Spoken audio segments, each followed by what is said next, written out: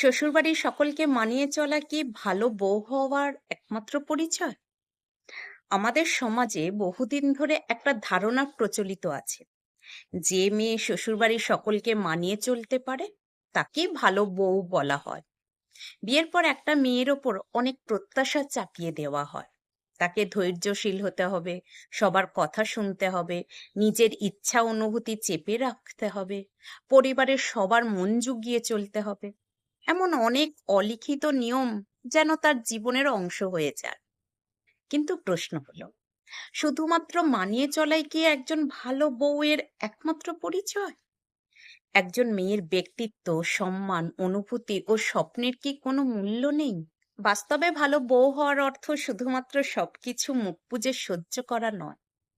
ভালো বউ হওয়া মানে পরিবারের প্রতি দায়িত্বশীল হওয়া, সম্পর্ককে গুরুত্ব দেওয়া, ভালোবাসা ও সম্মানের মাধ্যমে সংসারকে সুন্দর রাখার চেষ্টা করা। কিন্তু তার মানে এই নয় যে তাকে নিজের অস্তিত্ব হারিয়ে ফেলতে হবে। কারণ সংসার একটা পারস্পরিক সম্পর্কের জায়গা, যেখানে সবার অনুভূতির মূল্য সমান হওয়া উচিত। একজন মেয়ে যখন নতুন পরিবারে আসে, তখন সে নিজের পরিচিত পরিবেশ ছেড়ে সম্পূর্ণ নতুন জীবনে প্রবেশ করে। নতুন মানুষের সঙ্গে মানিয়ে নেওয়া, নতুন নিয়ম শেখা এবং নতুন সম্পর্ক গড়ে তোলা সহজ কাজ নয়। এই সময়ে তার সবচেয়ে বেশি প্রয়োজন হয় ভালোবাসা, ধৈর্য, সমর্থন। কিন্তু অনেক ক্ষেত্রে সমাজ শুধু মেয়েটার দায়িত্বের কথাই বলে, পরিবারের অন্য সদস্যদের দায়িত্বের কথা তেমন ভাবে বলে না। যেন মানিয়ে নেওয়ার পুরো দায়িত্ব শুধু নতুন বউয়ের। অনেক সময় দেখা যায় একটা মেয়ে নিজের পছন্দ অপছন্দ, মতামত বা কষ্ট প্রকাশ করলে তাকে অভদ্র বা সংসার না বোঝা মেয়ে বলা হয়। অথচ একজন মানুষের নিজের অনুভূতি প্রকাশ করার অধিকার থাকা স্বাভাবিক। একজন ভালো বউ মানে এমন একজন মানুষ যে সম্মান দিয়ে কথা বলে, সম্পর্ককে মূল্য দেয় এবং পরিবারের সুখের জন্য আন্তরিক থাকে। কিন্তু তারও তো মানসিক শান্তি, সম্মান ও স্বাধীনতার দরকার। শুধু মানিয়ে চলতে চলতে অনেক মেয়ে ধীরে ধীরে নিজের ইচ্ছা ও স্বপ্নকে হারিয়ে ফেলে। তারা মনে করে নিজের কথা বললেই হয়তো সংসারে সমস্যা হবে, ফলে তারা নীরবে সবকিছু সহ্য করতে থাকে। কিন্তু কোনো সম্পর্কই একতরফা ত্যাগের ওপর দীর্ঘদিন সুন্দরভাবে টিকে থাকতে পারে না। সম্পর্ক তখনই সুন্দর হয় যখন সেখানে বোঝাপড়া ও পারস্পরিক সম্মান থাকে। একটি পরিবারেরও দায়িত্ব আছে নতুন বউকে আপন করে নেওয়ার। তাকে যদি শুধু দায়িত্ব পালনকারী হিসেবে দেখা হয়, তখন সম্পর্কের উষ্ণতা কমে যায়। কিন্তু তাকে যদি পরিবারের একজন সদস্য হিসেবে ভালোবাসা ও সম্মান দেওয়া হয়, তাহলে সে নিজে থেকেই পরিবারকে ভালোবাসতে শুরু করে।